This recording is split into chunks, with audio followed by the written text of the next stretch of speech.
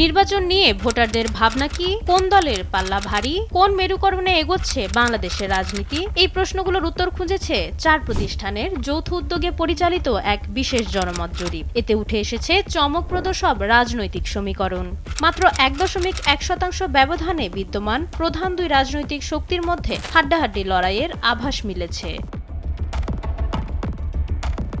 Pre election pulse শীর্ষক জরিপটি চালিয়েছে projection BD, আইআইএলডি, জাগরণ ফাউন্ডেশন এবং ন্যারেটিভ। ২০২৫ সালের নভেম্বর ও ডিসেম্বরে দেশের ৬৪টি জেলার ২৯৫টি সংসদীয় আসনে চালানো এই জরিপে অংশ নেন ২২,১৭৪ জন নিবন্ধিত ভোটার।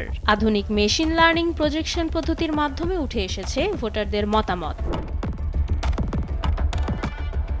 জরিপ অনুযায়ী ভোটের মাঠে বর্তমান জনসমর্থনের ভিত্তিতে ১.১% ব্যবধানে এগিয়ে আছে বিএনপি। দলটির বর্তমান সমর্থন ৩৪.৭%। তাদের ঠিক পেছনেই রয়েছে জামায়াতে ইসলামী, যাদের প্রতি সমর্থন ৩৩.৬%।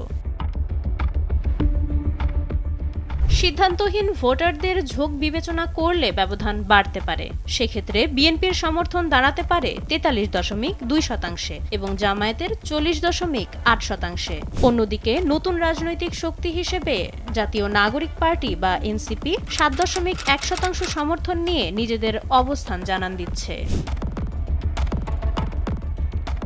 জরিপের সবচেয়ে উল্লেখযোগ্য দিক হল তরুণ ও উচ্চশিক্ষিতদের মতামত। ১৮ থেকে ২৯ বছর বয়সী তরুণ ভোটারদের মধ্যে জামায়াতে ইসলামের সমর্থন সর্বোচ্চ ৩৩.৬%। এমনকি স্নাতকোত্তর ডিগ্রিধারীদের মধ্যেও দলটির অবস্থান সবার উপরে ৩৭.৪% জুড়ে রয়েছে।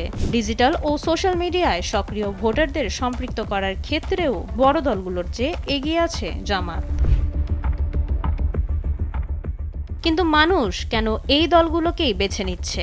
বিএনপির ক্ষেত্রে ৭২% সমর্থক মনে করেন রাষ্ট্র পরিচালনার অভিজ্ঞতা ও প্রশাসনিক সক্ষমতাই তাদের বড় শক্তি। বিশেষ করে কৃষক ও শ্রমিক শ্রেণীর মধ্যে বিএনপির অবস্থান বেশ শক্ত। জামায়াতের সমর্থকরা প্রাধান্য দিচ্ছেন সততার ভাবমূর্তি ও দুর্নীতিমুক্ত রাজনীতিকে।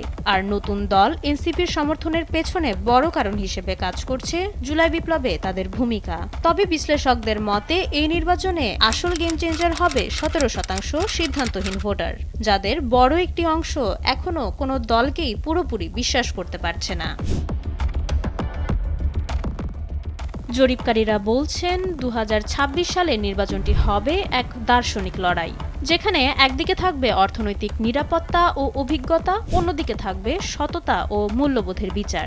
শেষ পর্যন্ত সাধারণ ভোটাররা কোনটিকে বেছে নেবেন তা জানতে অপেক্ষা করতে হবে ভোটের দিন পর্যন্ত। মাইশা মালিহা, সময়ের আলো।